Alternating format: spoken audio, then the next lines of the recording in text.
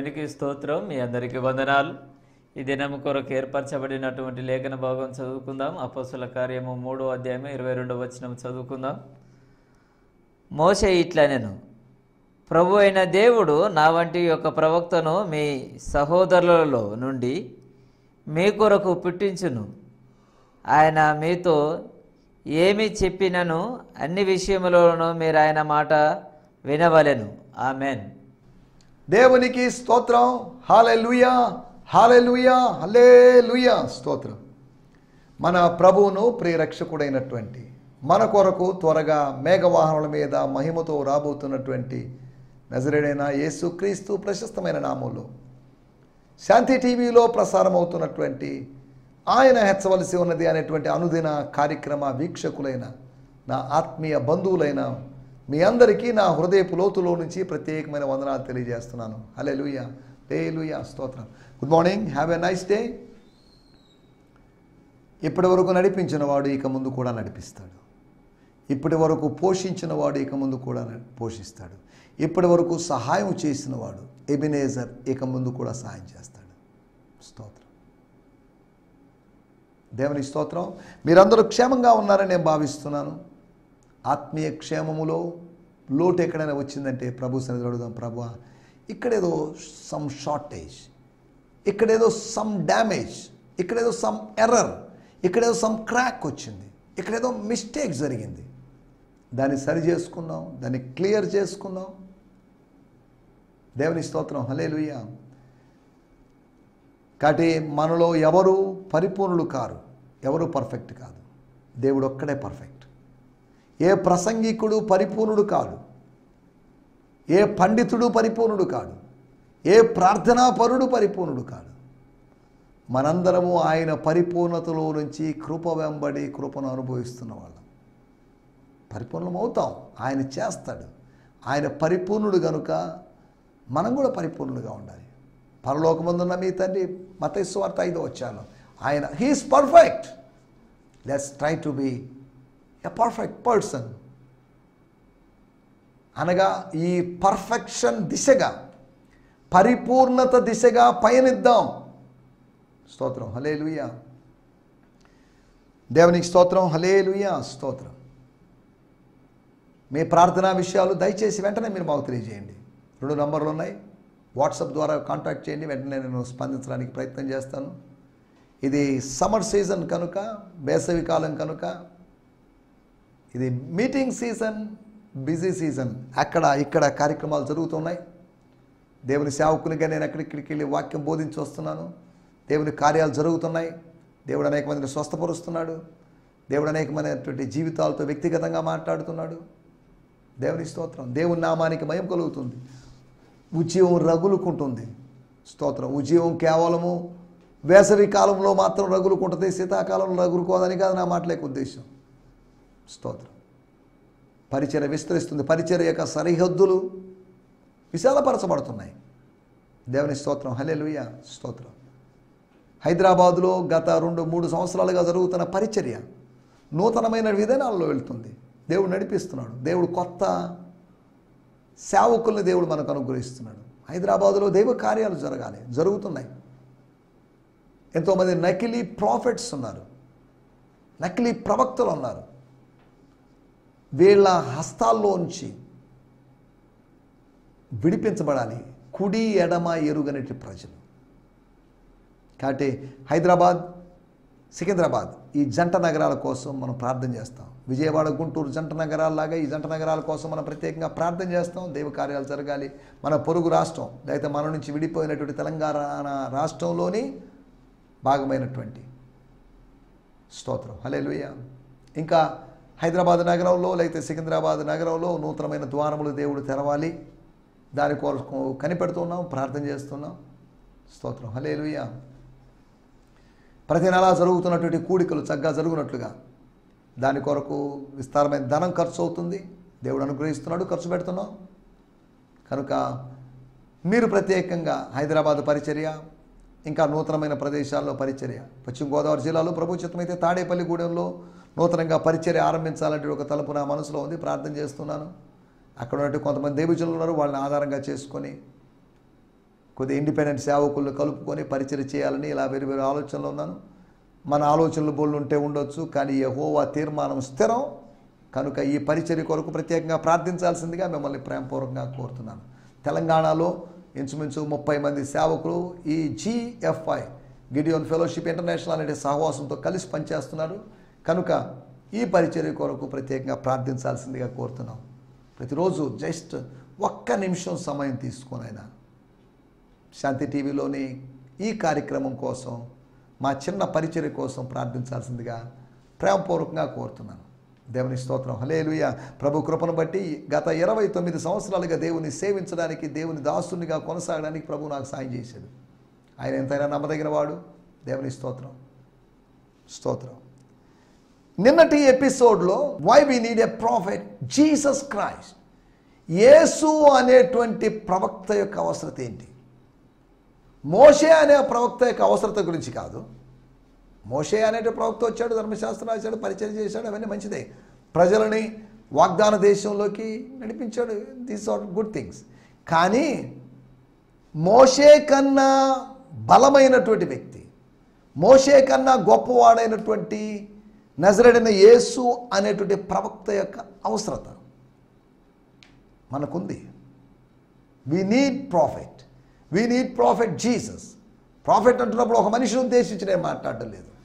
స్తోత్రం. ఇక్కడ రాయబడింది మోషే ఏం చెప్పాడు, మోషే రాబోయేటువంటి వాడిని గురించి చెప్పాడు. మోషే ఆదాములాగా రాబోవానికి గుర్తయినప్పటికీ కూడా ఈ రాబోవానికి గుర్తయినటువంటి మోషే రాబోవాని గురించి మాట్లాడాడు. ఈ కమింగ్ వన్ ఎవరు అంటే యేసే, నా వంటి ఒక ప్రవక్తని. మోషే చెప్పింది ఎవరి గురించో తెలుసా? యేసు గురించే, మెస్సియాను గురించే అని పేతురు గారు తన ప్రసంగంలో చెప్పినట్లుగా మనం చూస్తున్నాం. ప్రవక్త ఆశీర్వదించడానికి ప్రవక్త కావాలని. అనగా అపోస్తులు ఆశీర్వదించలేరా? బోధకులు ఆశీర్వదించలేరా? సువార్థికులు ఆశీర్వదించలేరా? వీళ్ళెవ్వరూ కాదు ఆశీర్వదించేది, దేవుడే ఆశీర్వదించాలి. దేవుడు ఆశీర్వదించాడు అనేటువంటి ఆత్మీయ సత్యాన్ని ప్రజలకు గుర్తు చేయడానికి, రిమైండ్ చేయడానికి, వాళ్ళని ఆ స్పృహలోకి తీసుకొని రావడానికి మేము ప్రయత్నం చేస్తున్నాం. అంతవరకు ఆశీర్వాదాల కోసం పరిగెత్తాలని కదా, మా పరిగెత్తాల్సిన అవసరం లేదు. మీరున్న చోటే, ఏమండి, మీరున్న చోటే ఆశీర్వాదాలు వస్తాయి. మీరు నమ్మకంగా ఎక్కడున్నా కానీ అక్కడ మీరు ఆశీర్వదించబడతారు. ఆశీర్వాదానికి వారసులు ఒకటికే ఆయన మనల్ని పిలిచాడు. దేవుని స్తోత్రం. హల్లెలూయా. రెండోది, ప్రార్థించడానికి ప్రవక్త కావాలి. అబీమెలెకు కోసం ప్రార్థించడానికి. అబీమెలెకు కుటుంబ సభ్యుల జీవితంలో, లేకపోతే అబీమెలెకు కుటుంబంలోని, అబీమెలెకు అంతఃపురంలోని స్త్రీల యొక్క మూయబడిన గర్భములు తెరవబడాలంటే ప్రార్థించడానికి అబ్రహాం కావాలి. లేకపోతే నీ అంత నువ్వు ప్రార్థన చేసుకో, ఉపవాసం ఉండు, 40 రోజులు ఉపవాసం ఉండు, ఒక పూట తిని ఉపవాసం ఉండు, ఇవన్నీ చెప్పలేదు. కానీ he will pray for you. Abraham ప్రార్థిస్తే నేను అంగీకరిస్తాను. అబ్రహాము ప్రార్థన ఆలకిస్తాను. అబ్రహాము ఎన్ని గర్భాలు తెరవమని అడిగాడో అన్ని గర్భాలు తెరుస్తాను.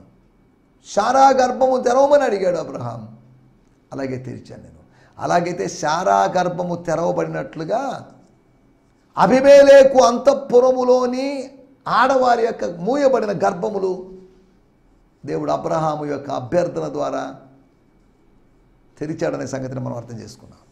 ఆత్మీయంగా అభ్యర్థన చేయడానికి, అనగా ప్రార్థించడానికి, ప్రవక్త యొక్క అవసరత ఆశీర్వదించడానికి, ప్రవక్త యొక్క అవసరత అభ్యర్థించడానికి, పిటిషన్లు పెట్టడానికి, అనగా ప్రభు సన్నిధిలో కంప్లైంట్ చేయడానికి, ప్రభు సన్నిధిలో మొరపెట్టడానికి, ప్రభు సన్నిధిలో ఏడవడానికి, అంతేకాకుండా ఆదరించడానికి, to comfort or to console, ఆదరించడానికి. ఆదరించబడాలి. ప్రవక్తల యొక్క పరిచర్య ఆదరించేటువంటి పరిచర్య, పరిశుద్ధాత్ముని పరిచర్య ఆదరించేటువంటి పరిచర్య. దేవుని స్తోత్రం. హల్లెలూయా. ప్రవక్తలు పరిశుద్ధాత్మ పరిచర్యలో పాలిభాగస్తులు అవుతున్నారు. ప్రవచనము మనకు క్షేమాభివృద్ధిని, ఆదరణను, హెచ్చరికను కలుగు చేస్తుంది అని 1 కొరింథీ పత్రిక 14వ అధ్యాయంలో రాయబడింది. స్తోత్రం. హల్లెలూయా. తర్వాత 4వదిగా మనం ఆలోచించిన విషయం, ఆత్మ సంబంధమైన హెచ్చరికలు పొందడానికి. వైలెన్స్తో నిండిన ప్రపంచం, బలాత్కారముతో నిన్నటువంటి ఆనాటి ప్రపంచం, అనగా జలప్రళయానికి పూర్వం ఉన్నటి ప్రపంచం, వైలెంట్ వరల్డ్. బలవంతులుగా ఉండి, దీర్ఘదేహులుగా ఉండి, దీర్ఘకాయులుగా ఉండి, స్తోత్రం. భూమి మీద ఇంకా శాపం ఉన్నప్పటికీ, భూమి మీద ఉన్నటి శాపము తొలగిపోనప్పటికీ కూడా, తోటలో తిన్నన్ని తినలేకపోయినా తోట వెలుపల దొరికే వాటితో తింటూ వాళ్ళు మదించి గర్వించి మదాంధులైపోయి, అంతేకాకుండా స్తోత్రం నెఫీలులుగా మారిపోయి, స్తోత్రం అనాకీయులుగా మారిపోయి, వేరే బైబిల్లో ఉన్న విషయాలను బట్టి వివరించడం లేదు. దేవుడు అక్కడ జరిగించినట్టు విషయం, అబ్రహాము అనే ప్రవక్తనే అబీమెలెకు ఇంటికి పంపించాడు. స్తోత్రం. ఆనాటి ప్రపంచాన్ని హెచ్చరించడానికి దేవుడు హానోకును పంపించాడు. He was sent by God to prophesy against the people who were in violence.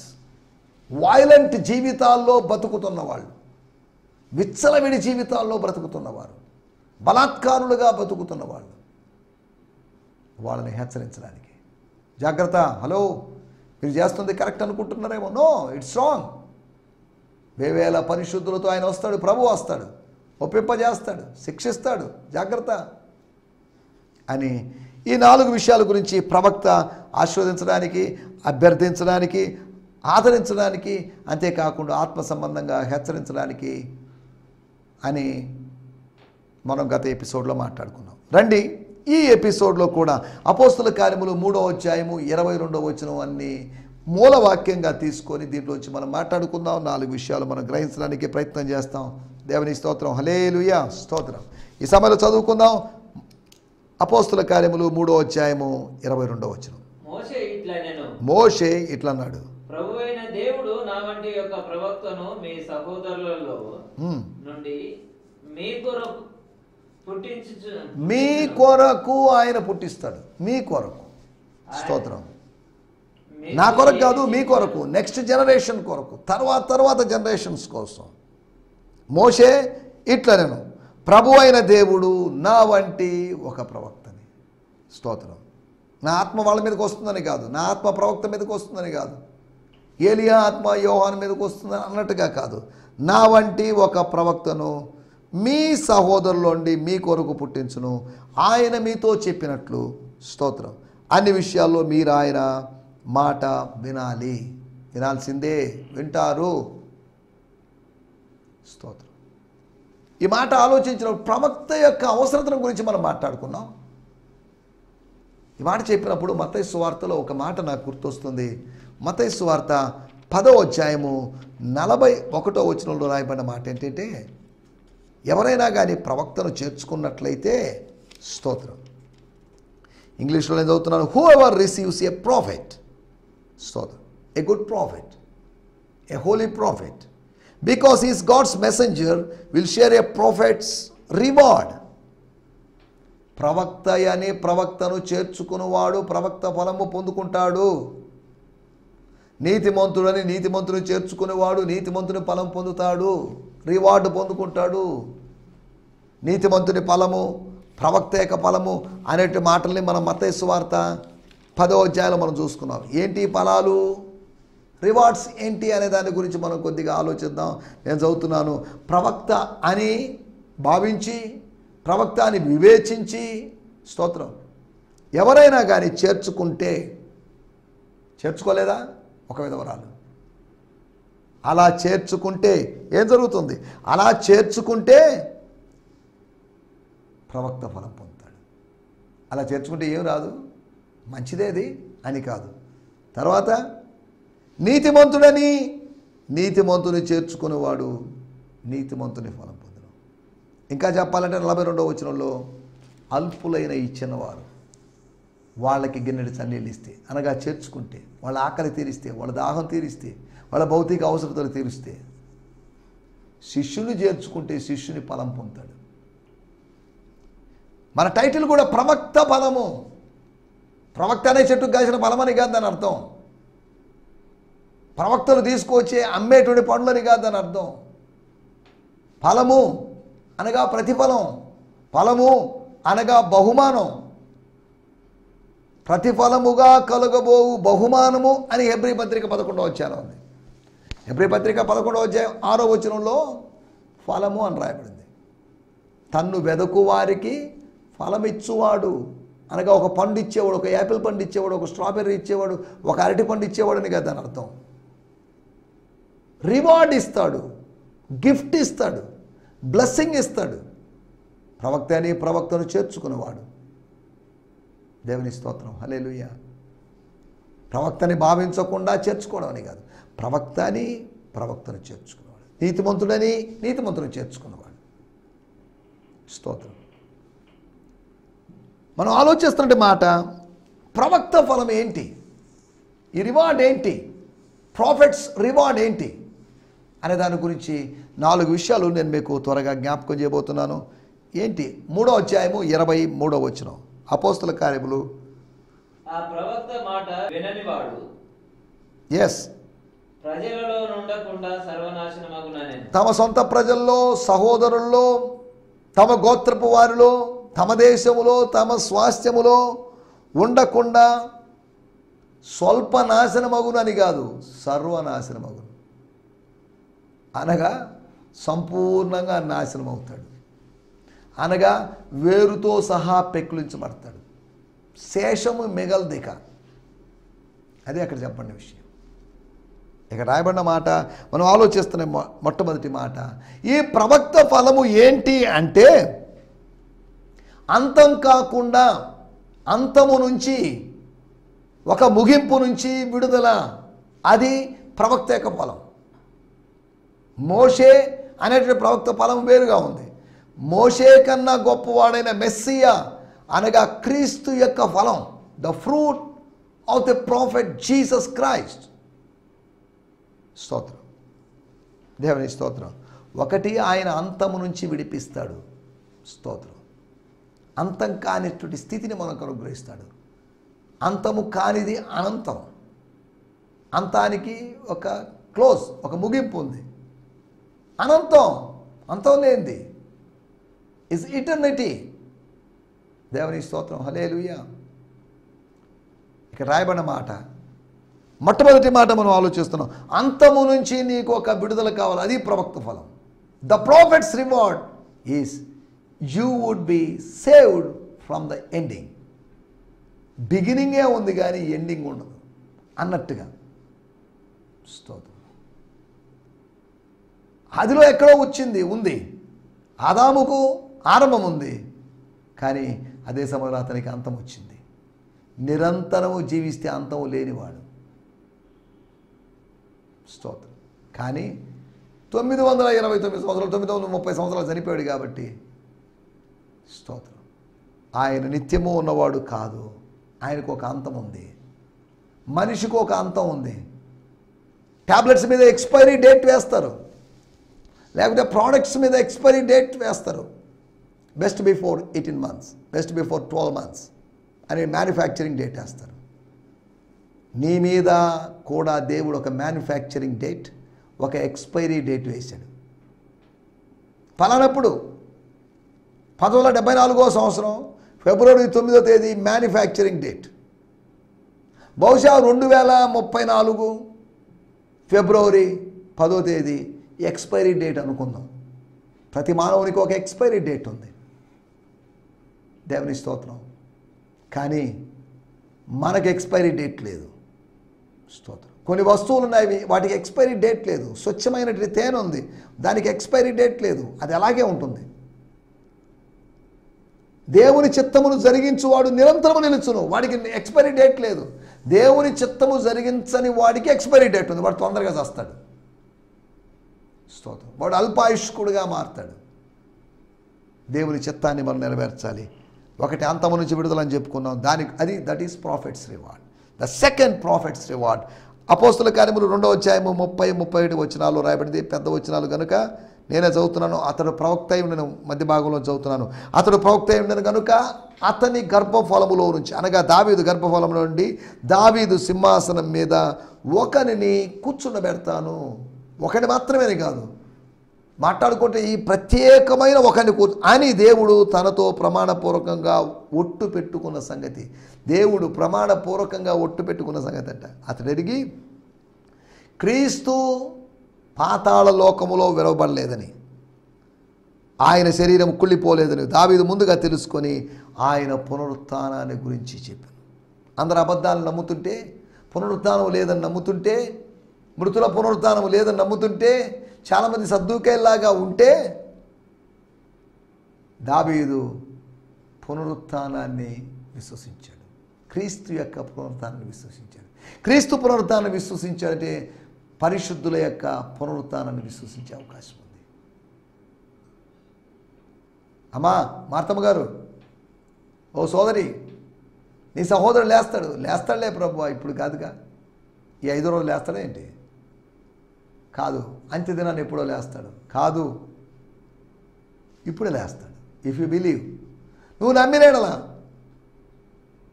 మరియ యొక్క నమ్మకాన్ని బట్టి, మార్త యొక్క నమ్మకాన్ని బట్టి అద్భుతం జరగలేదు. యేసు ప్రభు యొక్క శక్తిని బట్టి అక్కడ అద్భుతం జరిగింది. మరియ ప్రార్థించడం వల్ల లాజరు లేచాడని కాదు, మార్త ప్రార్థించడం వల్ల లాజరు లేచాడని వాళ్ళు విశ్వసించడం వల్ల కాదు. It's not by Mary's faith, not by Martha's prayer, but it's by God's power. దేవుని స్తోత్రం. లాజరు మృతుల్లోంచి లేచాడు. ఇప్పుడు లాజరు స్టోరీ మనం ఎందుకు గుర్తు చేసుకున్నామంటే, యేసు మృతుల్లోంచి లేస్తాడని ముందుగా చెప్పాడు. ఆయన చనిపోవడానికి ముందే దావీదు చెప్పాడు. అనగా లోకమంతా అబద్ధాలని విశ్వసిస్తున్నప్పుడు దేవుని సన్నిధిలోంచి వచ్చిన ఒక మాట ఈ అబద్ధాలన్నింటినీ పటాపంచలు చేస్తుంది. The prophet's reward. అమ్మా మొదటి అప్పం తీసుకొనిరా. అదేంటండి, ఎలా చేస్తామండి? తీసుకొనిరా. స్తోత్రం. మొదటి అప్పం తీసుకొచ్చింది 3.5 సంవత్సరాల కరువు కాలంలో పోషించబడింది. You trust me. నీకు స్టార్వేషన్ ఉండదు, నువ్వు పస్తుబడి ఉండవు, నువ్వు పోషించబడతావు. నేను ఏ విధంగా కేరీతి వాగు దగ్గర పోషించబడ్డానో అలాగే నువ్వు పోషించబడతావు అని కాదు, నేను పోషించబడ్డాను, నువ్వు కూడా అలా పోషించబడతావు. ప్రవక్తను పోషించిన వాడు అన్ని జనులను పోషించాడు. ప్రవక్తను పోషించిన వాడు ప్రజలను పోషిస్తాడు. దేవుని స్తోత్రం. హల్లెలూయా. మనం ఆలోచిస్తున్నట్టు విషయం ఒకటి, ఆయన అంతము నుంచి విడుదల కలిగిస్తుంది. That is profits reward. రెండోది, ఆయన అబద్ధం నుంచి, మృతుల పునరుత్థానము లేదు అనేటువంటి అబద్ధాలను విశ్వసిస్తూ కాలం గడుపుతున్నారేమో.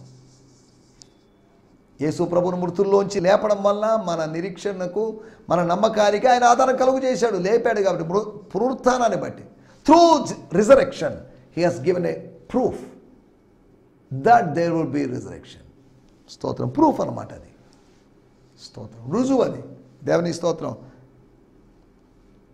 న్యాయాధిపతుల గ్రంథము 6వ అధ్యాయము 8, 9, 10 వచనాలు చూస్తే న్యాయాధిపతుల గ్రంథములో ఇశ్రాయేలును క్రొత్త దేవతలను కోరుకొనగా యుద్ధము ద్వారముల యుద్ధకు వచ్చేది. ఇశ్రాయేలులో 45,000 మందికి ఒక కీడము గాని ఈట గాని కనబడలేదు. న్యాయాధిపతుల గ్రంథములు 6వ అధ్యాయము 8. న్యాయాధిపతుల గ్రంథం అనగానే 6వ అధ్యాయం అనగానే స్తోత్రం, మనకు తెలిసినటువంటి స్టోరీ, గిదియోను స్టోరీ. యెహోవా ఇశ్రాయేలు వద్దకు ప్రవక్తల గుంపును పంపించాడని కాదు, ప్రవక్తనొకని పంపాను. అతడు వారితో ఎలాగో, అనగా అతడు వారికి దగ్గరకు వచ్చి ప్రవచించాడు. పంపబడినటువంటి వాడు ప్రకటించాడు, పంపబడిన వాడు ప్రవచించాడు. ఏం ప్రవచించాడు? ఇశ్రాయేలు దేవుడిని యెహోవా సెలవిచ్చిందేమనగా, నేను సెలవిచ్చిందేమనగానే కాదు, ఇదిగో నా ఆలోచనలు ఇవి, నా థాట్స్ ఇవి, నా దర్శనం ఇదని కాదు. నేను ఐగుప్తులోని మిమ్మల్ని రప్పించి దాసుల గృహంలోని మిమ్మల్ని తోడుకొని వచ్చితిని. స్తోత్రం. మీ ఎదుటి నుండి వారిని తోలివేసి వారి దేశమును మీకు ఇచ్చితిని. మీ దేవుడనే యెహోవాను నేనే. ఇంపార్టెంట్ మాట, 10వ వచనం. మీరు అమోరీయుల దేశములో నివసిస్తున్నారు. మీ దేశంలో కాదు, అమోరీయుల దేశంలో. ఓకే. వారి దేవతలకు భయపడకూడదు అని నేను మీతో చెప్పితిని, కానీ మీరు నా మాట వినకపోతే. ప్రవక్త వచ్చి చెప్తున్నాడు, ఈ కష్టాలు నష్టాలు ఎందుకు వచ్చాయో తెలుసా? ఏమో మాకేం తెలుసండి అనుకుంటున్నారేమో. కాదు, రీజన్ ఉంది. అన్యారాధనలో ఉన్నారు, స్ట్రేంజ్ ఫైర్తో ఉన్నారు, అన్య సాంప్రదాయాలు అనుసరిస్తున్నారు, జీవము గల దేవుణ్ణి విడిచిపెట్టారు. ట్రూ లివింగ్ గాడ్ని వదిలిపెట్టేసి మీ ఇష్టానుసారంగా జీవిస్తున్నారు. అమోరీయుల దేవతలకు భయపడిపోతున్నారు. భయపడకుడి అని కాదు, అమోరీయుల దేవతలను సేవింపకుడి. అది మూల భాషలోను మలయాళం భాషలో కూడా అలాగే ఉంది. భయపడకుడి అని కాదు. దేవతలకు భయపడే వాళ్ళు ఉన్నారు, భయపడిన వాళ్ళు కూడా ఉన్నారు, సేవించే వాళ్ళు కూడా భయపడిన వాళ్ళు ఉన్నారు. ఇక్కడ రాయబడిన మాట, స్తోత్రం, హల్లెలూయా. ఒకటి అంతము నుంచి విడిపించడానికి, రెండోది అబద్ధాల నుంచి విడిపించడానికి, మూడోది అన్య ఆరాధన నుంచి విడిపించడానికి, నాలుగోది యోనా గ్రంథం 1వ అధ్యాయం 2వ వచనం, 3వ అధ్యాయం వారి ఘోరము, వారి నేరాలు, వారి యొక్క పాపాలు, వారి యొక్క అతిక్రమాలు, వారి యొక్క దోషాలు ఎలాగుందంటే సొదమ గొమొర వాళ్ళ పాపాల్లాగా ఉన్నాయి. కాదు, పాపాల్లో తేడాలు ఉండొచ్చు, వీళ్ళు చేసిన వేరే విధమైన పాపాలు కావచ్చు. 3వ అధ్యాయము 4వ వచనంలో కూడా రాయబడిన మాట చూద్దాం. స్తోత్రం. యోనా ఆ పట్టణములో ఒక దిన ప్రయాణమంత దూరమును సంచరించుచు ఇక 40 దినములకు నినివే పట్టణము నాశనమగునని ప్రకటన చేయగా, పట్టణానికి దుర్గతి వస్తుందని, నాశనం అవుతుందని చెప్పాడు. స్తోత్రం, హల్లెలూయా. అనర్థం నుంచి తప్పించుకోండి, ప్రమాదం నుంచి తప్పించుకోండి, ఆకాశం నుంచి అగ్ని కురిపించబడ్డం అనే దాని నుంచి తప్పించబడండి. అనర్థాన్ని నుంచి తప్పించడం, ఇది ప్రవక్త ఫలం. స్తోత్రం, దేవుని స్తోత్రం. మనం ఆలోచించిన విషయాలు అంతము నుంచి, అబద్ధాల నుంచి, అన్యారాధన నుంచి, అంతేకాకుండా అనర్థాల నుంచి తప్పించబడడం అనేటువంటి అనుభవాలు ప్రవక్త ఫలాలు. ఇవి ప్రవక్త ఫలాలు 4 ఆత్మఫలాలు 9 ఉన్నాయి కదా. ప్రవక్త ఫలాలు ఏంటి 4 అని అడగద్దు. ప్రవక్త ఫలము అంటే ఆత్మఫలం అని కాదు. స్తోత్రం. ప్రవక్తల యొక్క రిజల్ట్. స్తోత్రం, హల్లెలూయా. ద ఎండ్ ఆఫ్ ఫెయిత్ అనగా విశ్వాస ఫలం అంటే ఎండ్ ఆఫ్ ఫెయిత్ అన్నారు, ద రిజల్ట్ ఆఫ్ ఫెయిత్. అలాగే ప్రవక్త ఫలము అంటే the result of a profit or a reward of a profit. ప్రవక్త యొక్క ఫలమును గురించి మనం మాట్లాడుకున్నాం. నా మాటలు నేను ఇక్కడ ముగిస్తున్నాను. ఇట్టి ఫలాలు అనగా మనము, స్తోత్రం, అంతము నుండి, అబద్ధాల నుండి, అనర్థము నుండి, అన్ని ఆరాధనల నుంచి విడిపించబడి ముందుకు సాగునట్లుగా ప్రభు మనకందరికీ సహాయం చేయనుగాక. ఆమేన్, హల్లెలూయా, హల్లెలూయా. మీ అందరికీ వందనాలండి. ఈ సందేశము మీకు ఆశీర్వాదకరంగా ఉందని నమ్ముచున్నాము. ప్రార్థన అవసరతల కొరకు మమ్మల్ని సంప్రదించవలసిన మా చిరునామా గిద్యోన్ మిషన్ చర్చ్, 6వ వీధి, శాంతినగర్, నెల్లూరు 4, ఆంధ్రప్రదేశ్. పిన్ 524004. మా ఫోన్ నంబర్లు 7036443613 మరి ఒక నంబర్ 9392293010. మా ఈమెయిల్ ఐడి gfihmi2015@gmail.com. దేవుడు మిమ్మును ఆశీర్వదించునుగాక. ఆమేన్.